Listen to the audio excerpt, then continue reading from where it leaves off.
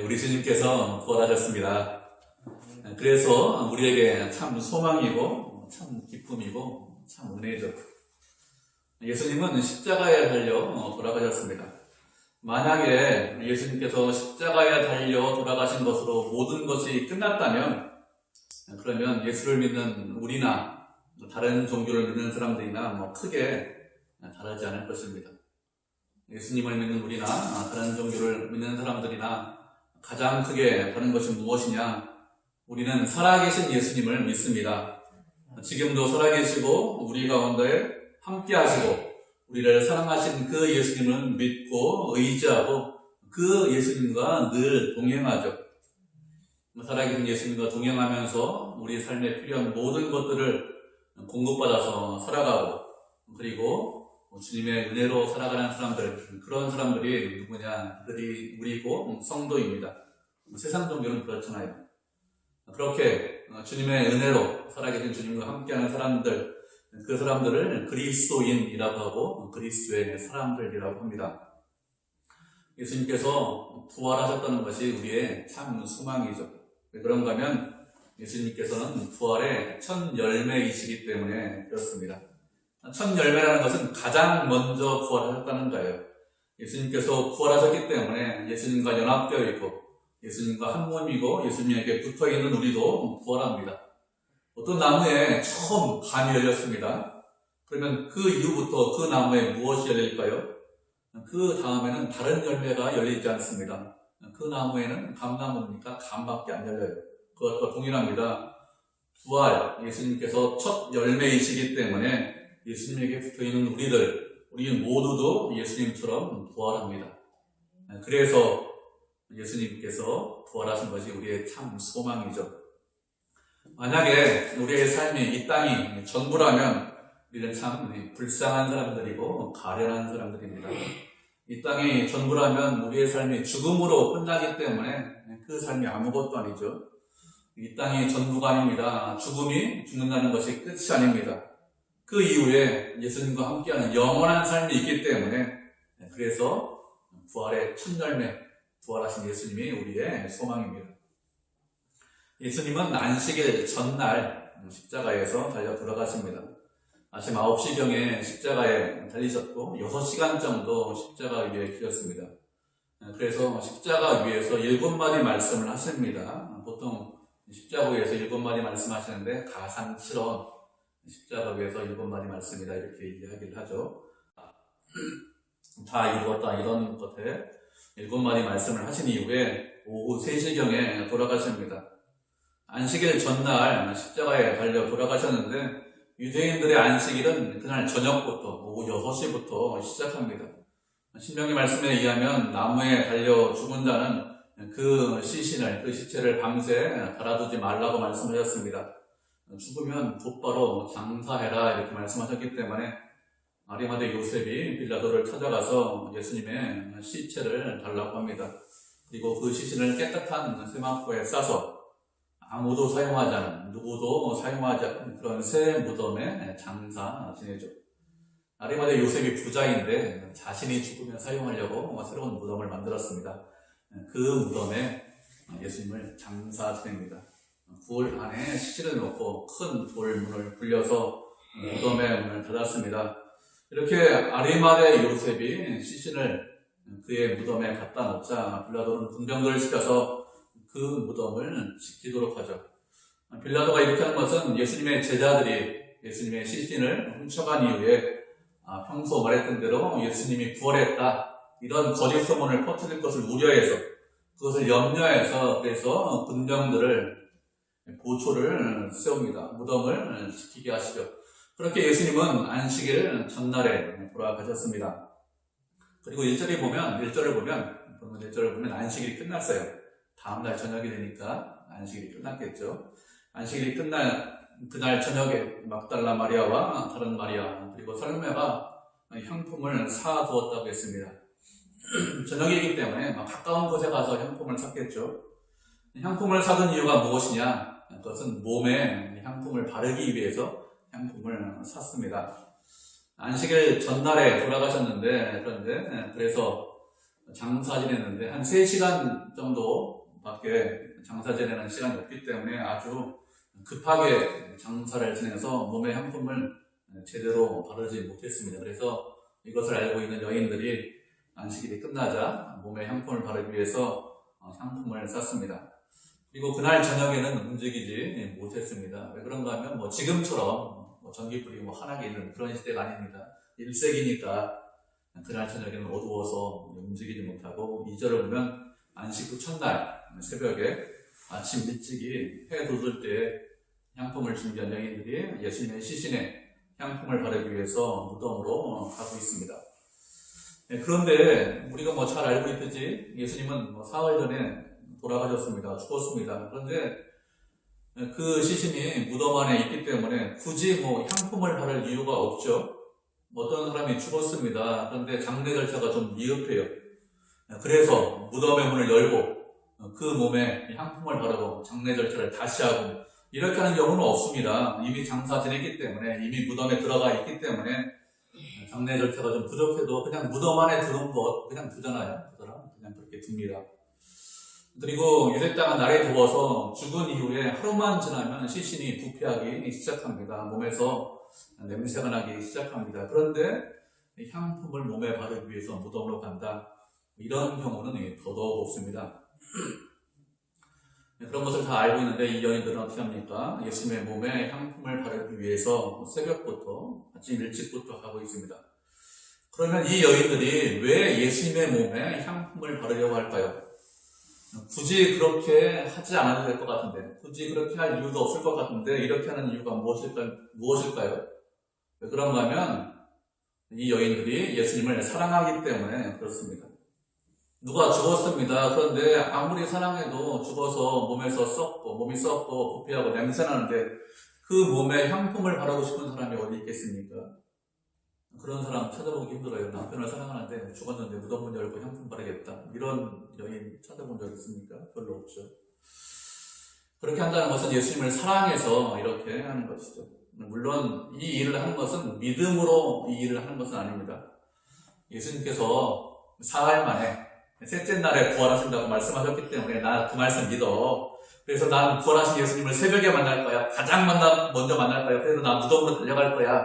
이렇게 했으면 정말로 그 사람이 누구든지 정말로 큰 믿음을 가진 사람이죠. 그런데 그런 사람은 아무도 없었습니다. 여인들도 마찬가지고 제자들도 마찬가지고 누구도 예수님께서 셋째 날에 부활하신다는 것을 믿지 못했습니다. 왜 믿지 못했을까요? 왜 믿음으로 행동하지 못했습니까? 예수님께서 여러 번 말씀하셨습니다. 사흘 만에 부활하신다. 셋째 날에 부활하신다. 여러 번 말씀하셨는데 왜 믿지 못했을까요?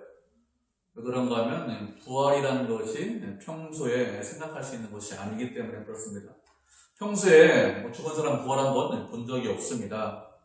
그래서 죽은 예수님께서 다시 살아나신다, 부활하신다, 이렇게 생각을 하지 못하는 것이죠. 부활한 인간의 지식을, 인간의 경험을 뛰어넘기 때문에 누구도 생각하지 못했습니다. 말씀 여러 번 들었지만 믿지 못하는 것이죠. 우리도 비슷할 거예요. 우리도 그 당시 살아서 예수님 말씀 여러 번 들었어도 예수님 부활을 하신다고 했는데 정말 그럴까? 이렇게 이상한 말씀 하시는 거 아닐까 하면서 믿지 못했을 것입니다.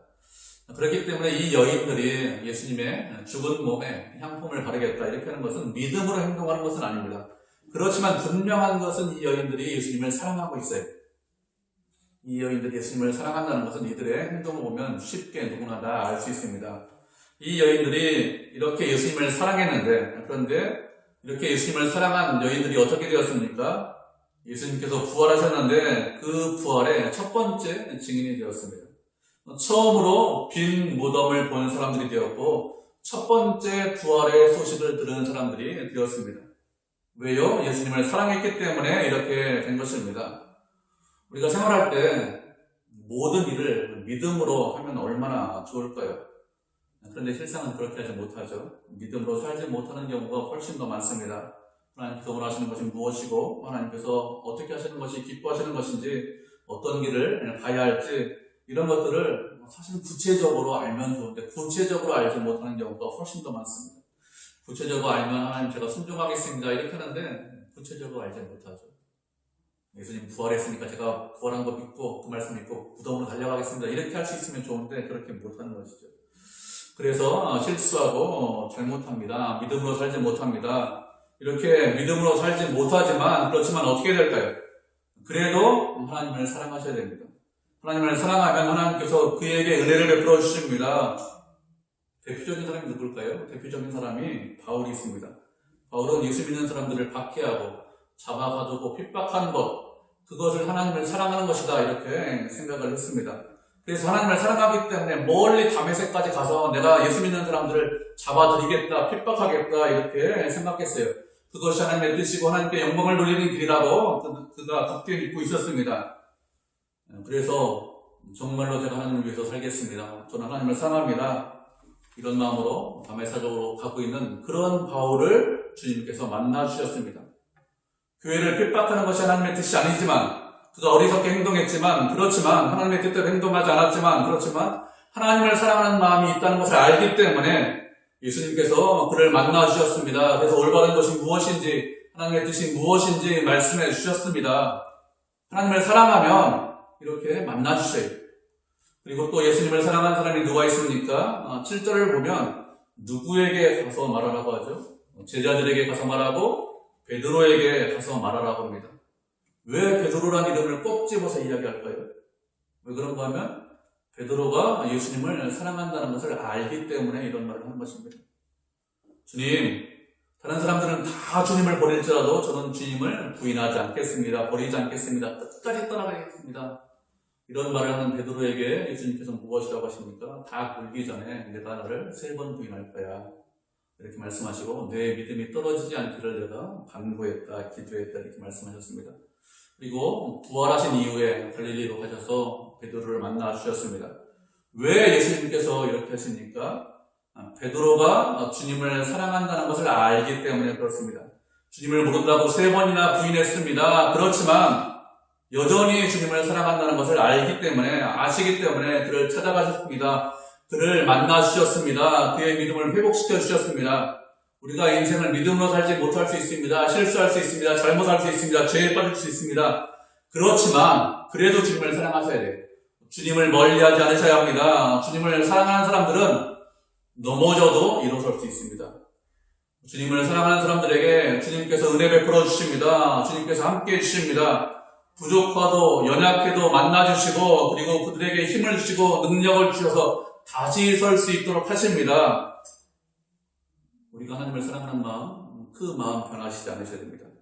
그리고 시간이 지나면 지날수록 점점 더 그 사랑이 커지셔야 합니다. 그렇게 점점 더 하나님을 사랑하는 마음이 더 커져야 그래야 하나님의 은혜와 사랑을 더 크게 경험할 수 있습니다.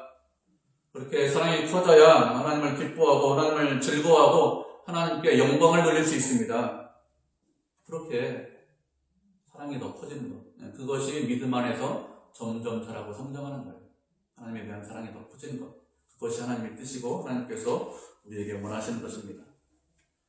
이 여인들이 예수님의 무덤으로 가면서 우리를 위해서 무덤의 돌문을 누가 굴려줄까 이런 이야기를 하면서 갔습니다. 유대인의 무덤은 우리의 무덤과 좀 다릅니다. 우리는 땅을 파서 무덤을 만들죠. 근데 유대인의 무덤은 이 동굴에다 무덤을 만듭니다. 그리고 동굴을 만들고 그리고 큰 돌멩이로 그 무덤의 문을 막았습니다. 무덤의 문에 그리고 회로 칠하죠. 이렇게 하는 것은 냄새가 나니까 썩으면 냄새가 나오지 못하도록 하기 위해서 그렇게 하는 것이죠. 무덤을 큰 돌문으로 막았는데 약간 이렇게 경사지게 이렇게 만듭니다. 그래서 위에 돌멩이 놓고 장사 지낸 다음에 무덤을 이렇게 돌을 굴려내려서 돌문을 막으면 무덤을 열려면 거꾸로 이렇게 경사진 쪽으로 돌을 밀어서 열어야 하는데 그렇게 하는 것은 여자들은 쉽지 않습니다. 돌이 워낙 크기 때문에. 그래서 여자들은 쉽지 않고 건장한 남자가 한 사람이나 두 사람 정도 있어야 돌문을 굴릴 수 있기 때문에 누가 무덤을 열어주냐 이런 거 염려하면서 걱정하면서 무덤으로 가고 있었습니다. 그런데 이미 돌문은 열려 있었습니다. 마태복음을 보면 큰 지진이 나면서 무덤이 열렸다 이렇게 말씀하고 있습니다. 큰 지진이 났다는 것은 하나님께서 임하셨다는 거예요.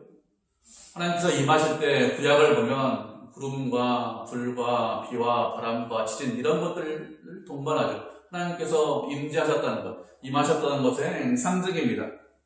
큰 지진이 일어났다는 것, 하나님께서 임하셨다는 것이죠. 큰 지진이 일어나고 무덤의 문이 열렸습니다. 무덤의 문이 열렸다는 것은 이미 예수님께서 부활하셨다는 것입니다. 더 이상 사망이 예수님을 붙잡고 있지 못한다는 거예요. 예수님께서는 사망 권세를 이기시고 부활하셨습니다. 우리가 말씀을 한 구절 보도록 하겠습니다. 고린도전서 15장 55절에서 58절까지 말씀 보도록 하겠습니다. 고린도전서 15장 55절에서 58절까지 한 절씩 교독하도록 하겠습니다.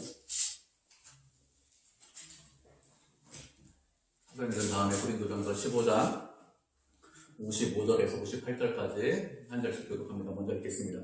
사망아 너의 승리가 어디 있느냐? 사망아 내가 쏘는 것이 어디 있느냐?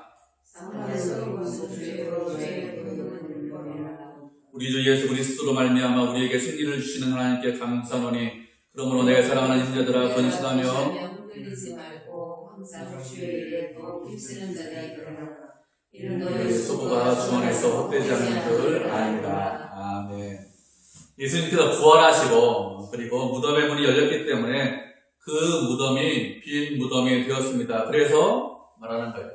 사망아 너의 승리가 어디 있느냐? 사망아 내가 쏘는 것이 어디 있느냐? 이렇게 묻고 있습니다.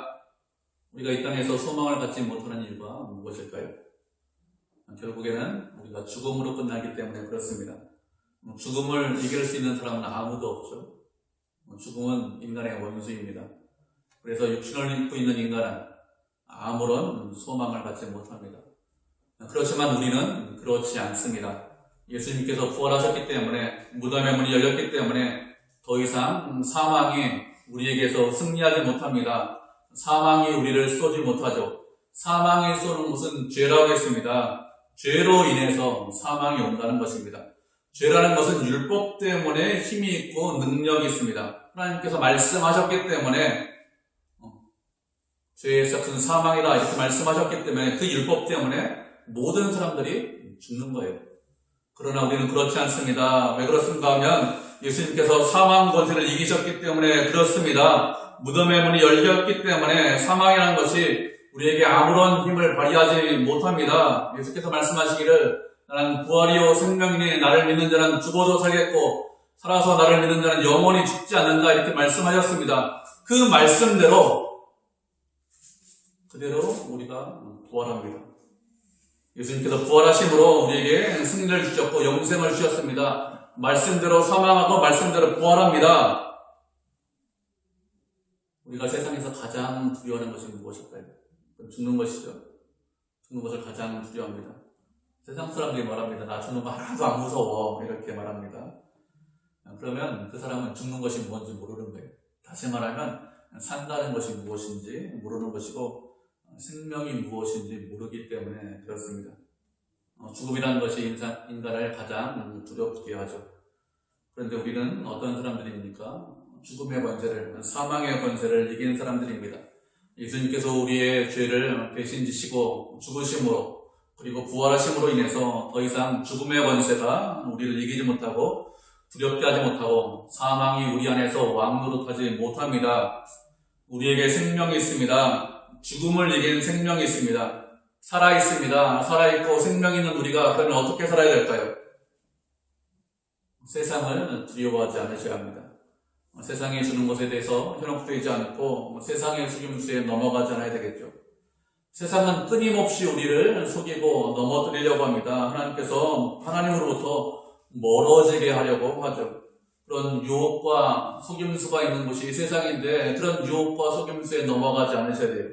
에베소서 4장에서 이렇게 말씀을 하셨습니다. 너희는 유혹의 욕심을 따라 썩어져가는 구습을 따르는 옛사람을 벗어버리고 오직 너희의 심령이 새롭게 되어 하나님을 따라 의와 진리의 거룩함으로 지으심을 받은 새 사람을 입으라. 이렇게 말씀하셨습니다. 우리는 과거의 사람이 아니죠.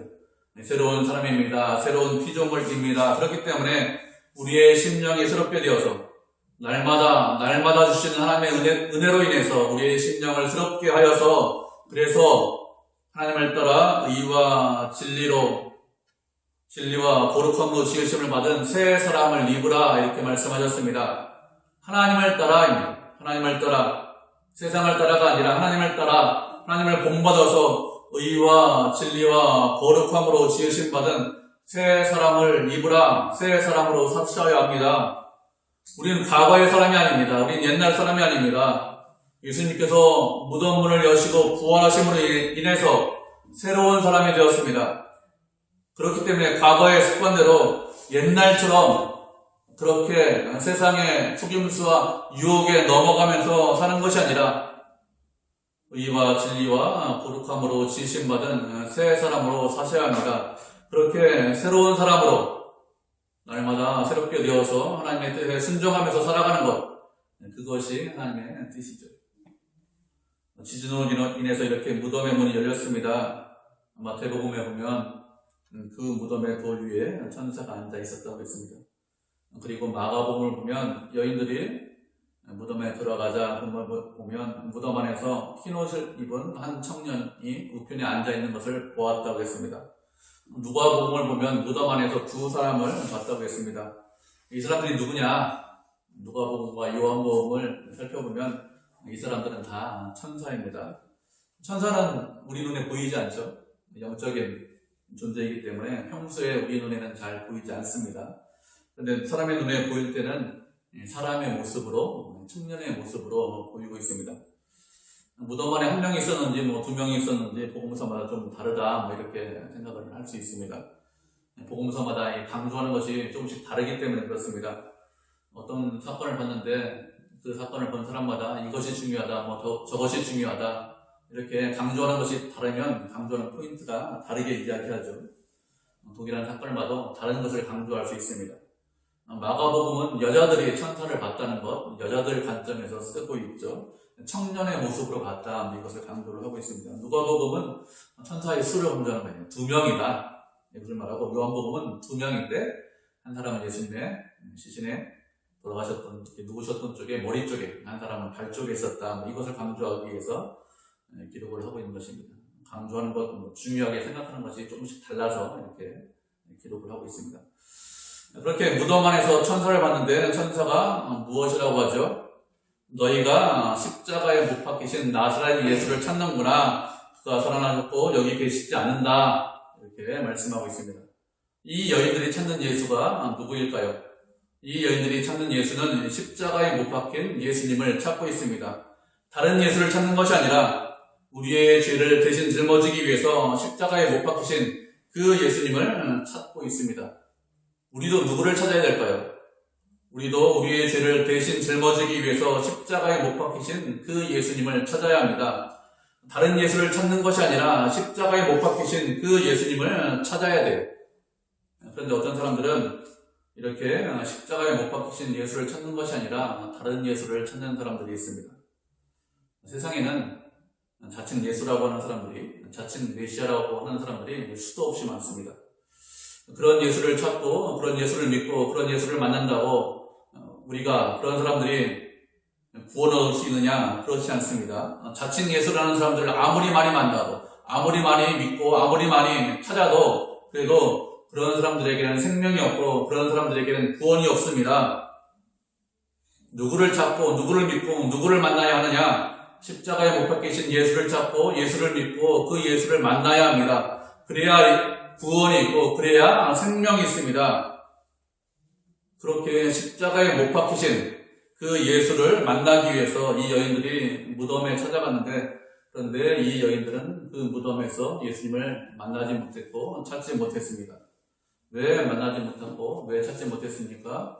왜 그런가 하면 무덤에 안 계시기 때문에, 무덤에 없기 때문에 만나지 못했습니다. 천사가 무엇이라고 합니까? 그가 살아나셨느니라. 그가 살아나셨느니라. 이렇게 전하고 있습니다. 예수님은 살아나셨습니다. 우리가 찾고 만나야 되는 예수님, 그냥 십자가에서 달려 돌아가신 죽으신 예수님을 찾는 것이 아닙니다. 우리가 찾고 믿고 만나는 예수님은 다시 사셨습니다. 지금 살아계시고 지금 역사하시고 우리와 함께 하시는 그 예수님을 찾고 믿고 만나야 합니다. 그 예수님께서 우리에게 힘을 주시고 능력을 주시고 우리를 선하게 인도하시는 그런 선한 목자이십니다. 그 예수님을 찾고 만나고 믿고 그 예수님과 함께 해야 됩니다. 그 예수님께서 살아나셨습니다. 십자가에 죽은 것으로 끝나는 것이 아니라 다시 사셨어요. 예수님께서 살아나셨는데 세상에 있는 그 어느 것도 예수님의 다시 사심을, 예수님의 부활하심을 막을 수 없습니다. 큰 돌문이 막고 있었지만 그 돌문이 예수님의 살아나심을 막을 수 있었느냐? 그렇지 않죠. 아무리 돌문이 커도 그 돌문이 예수님의 살아나심을, 부활하심을 막을 수 없습니다. 예수님의 살아나심을 막을 수 있는 것은 세상에 아무것도 없죠. 왜 그런가 하면 십자가에서 죽으신 예수님께서는 율법을 온전히 지키셨기 때문에 그렇습니다. 아버지 하나님의 모든 말씀에 온전히 순종하셨기 때문에 세상에 그 어느 것도, 세상에 그 누구도 예수님의 살아나심을, 예수님의 부활하심을 막을 수 없습니다. 그 살아계신 예수님, 부활하신 예수님께서, 사망 권세를 이기신 예수님께서 살아나신 것, 그 누구도, 세상에는 그 무엇도 막을 수 있는 것이 없죠. 그 예수님께서 어떻게 하십니까? 그 예수님께서 우리를 위하시고 우리를 사랑하시고 우리의 기도를 들어주시고 우리의 모든 처지와 형편을 알고 계십니다. 그렇게 우리를 위하시고 우리를 사랑하시기 때문에 세상에서 살아가시면서 어떤 어려움이나 고난이 있다고, 내가 원하는 일이 이루어지지 않았다고 낙심하거나 실망하지 않으셔야 합니다. 우리 앞에 있고 우리를 막고 있는 것들 때문에 뒤로 물러가지 않으셔야 돼요. 그리고 뒤로 물러갈 필요도 없고 그럴 이유도 없습니다. 부활하신 예수님께서 우리를 위하시는데, 사망 권세를 이기신, 세상에서 가장 큰 사망을 이기신 그 예수님께서 우리와 함께 하시는데 누가 우리를 대적할 수 있습니까? 아무도 우리를 대적하지 못합니다. 세상에서 우리를 대적할 수 있는 것, 그 누구도, 그 무엇도 없습니다. 우리 자신만, 우리만 실망하거나 우리만 낙심하지 않으면 돼요. 우리가 뒤로 물러가지 않으면 됩니다.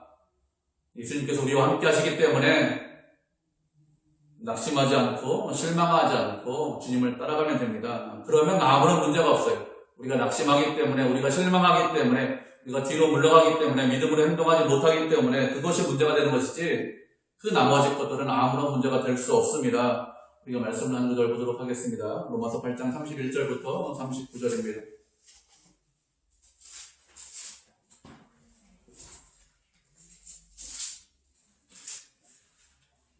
한 절씩 교독하고 마지막 절 합독하도록 하죠. 로마서 8장 31절부터 39절입니다. 먼저 읽겠습니다. 로마서 8장 31절. 그런즉 이 일에 대하여 우리가 무슨 말을 하리요? 만일 하나님이 우리를 위하시면 누가 우리를 대적하리요?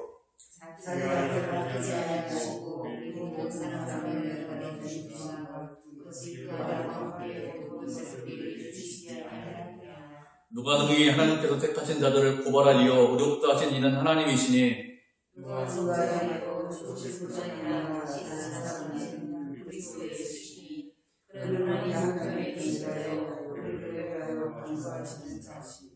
누가 우리를 그리스도의 사랑에서 끊으리요? 환난이나 번부나 박해나 기근이나 적신이나 위험이나 칼이랴.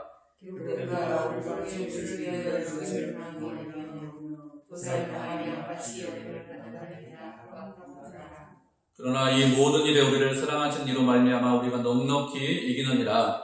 내가 확신하노니 사망이나 생명이나 천사들이나 권세자들이나 현재이나 장래이나 능력이나 마지막 절 같이 했죠. 높음이나 기쁨이나 다른 어떤 피조물이라도 우리를 우리 주 그리스도 예수 안에 있는 하나님의 사랑에서 끊을 수 없으리라. 아멘. 34절에서 무엇을 하겠습니까? 누가 우리를 정죄하리요? 이렇게 말씀드렸습니다. 누가 우리를 정죄하고 우리를 고발할 수 있습니까? 아무도 그럴 수 없습니다. 죽으실 뿐 아니라 다시 살아나신 이는 그리스도 예수시니 그는 하나님 우편에 계신 자요 우리를 위하여 간구하시느니라.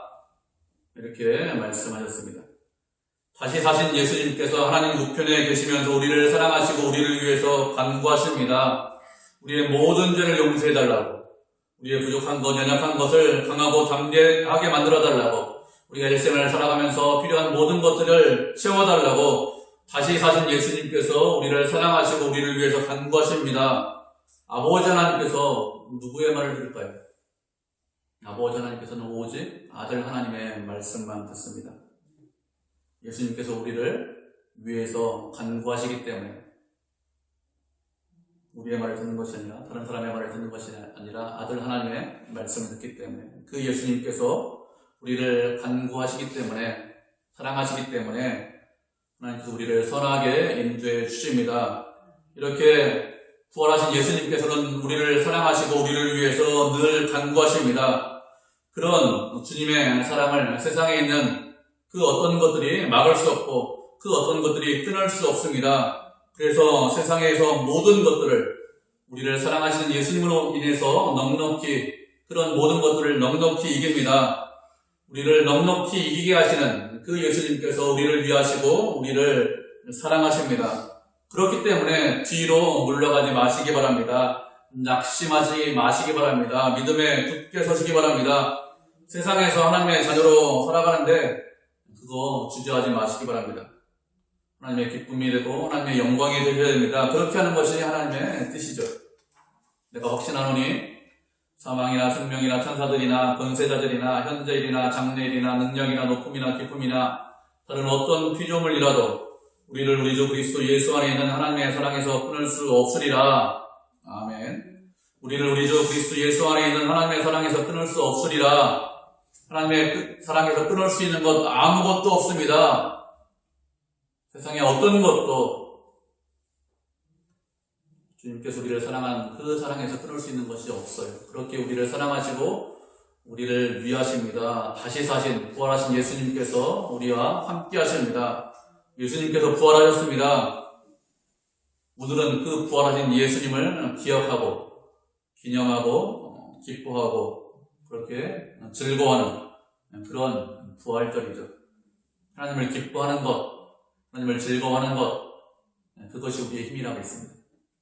세상에서 돈이 많은 것, 그것이 힘이 아니라 하나님을 기뻐하고 즐거워하는 것, 그것이 힘이다 이렇게 우리에게 말씀하셨죠. 그렇기 때문에 우리를 구원하기 위해서 이 땅에 당신의 아들을 보내주신 아버지 하나님께 감사하고 또 우리를 위해서 십자가에서 죽으시고 부활하신 셋째 날에 사흘 만에 부활하신 그 예수님을 기뻐하고 감사하고 우리와 늘 동행하는 아버지 하나님께 영광을 돌리는 그런 믿음의 성도, 은혜의 성도가 되기를 주님의 이름으로 축복을 드립니다.